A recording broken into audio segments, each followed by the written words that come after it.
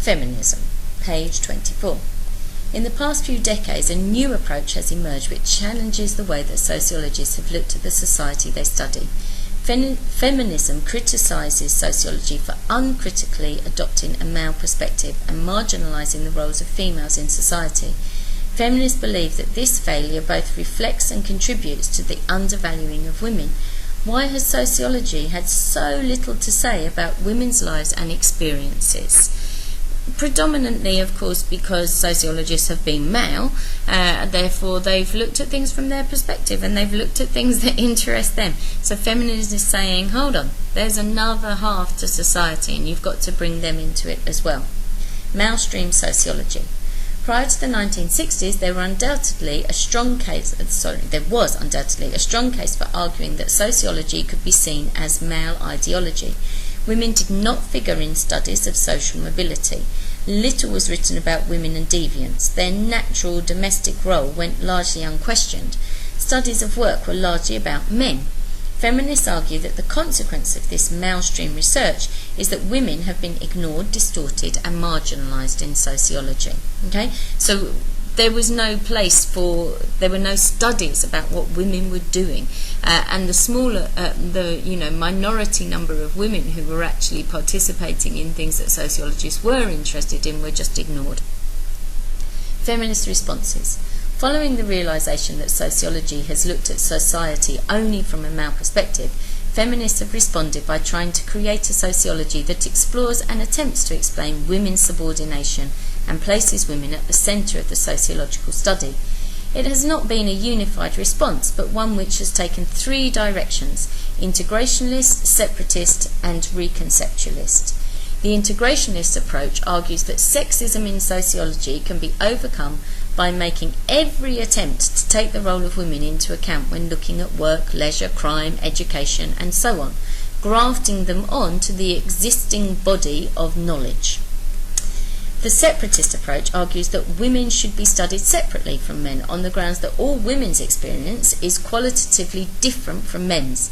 The most important division in society, separatists feminists argue, is based on gender.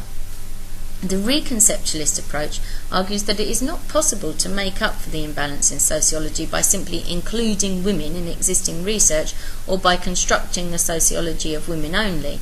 Instead, sociology and sociological priorities must be reconceptualized. Sociological theory must be rethought and rewritten, and the basic assumptions of mainstream sociology fundamentally.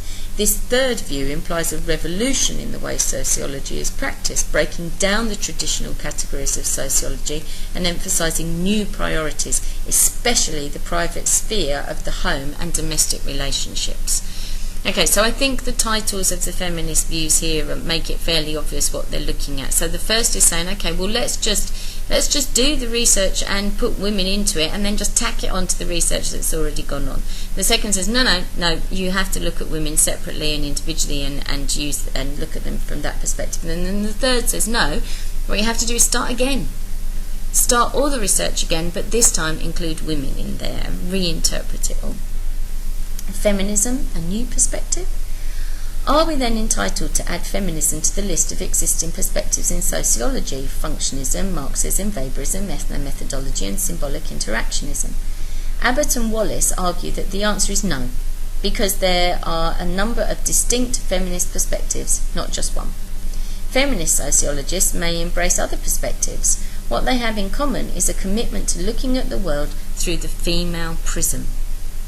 So, is it actually a different theory and a different perspective, or is it just using the other forms but including women in them? The debate regarding the status of feminism within sociology continues and is a necessary part of the development of sociological theory. The impact of feminism upon sociology is undisputed and has broadened and deepened the analysis of society. Why mainstream sociology emerged in the first place is now the subject of much feminist analysis and is a good example of the way sociology continually examines and criticises itself.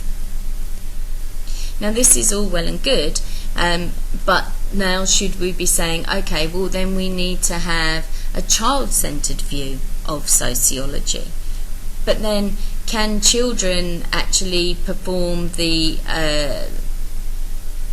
academic discussion that is needed to look at those things, or do you still need adults to interpret those things? So you could start saying, well, okay, then, so we need a racial perspective on sociology. For too long, sociologists have been white men, and now we've got white women getting involved. So where are the black sociologists? Do we need to be looking at things from their perspective? Where are the Arabic sociologists? We need to be looking at it from their perspective. So, this starts to become an issue, but that can move sociology forward and help it to build out into greater areas of understanding.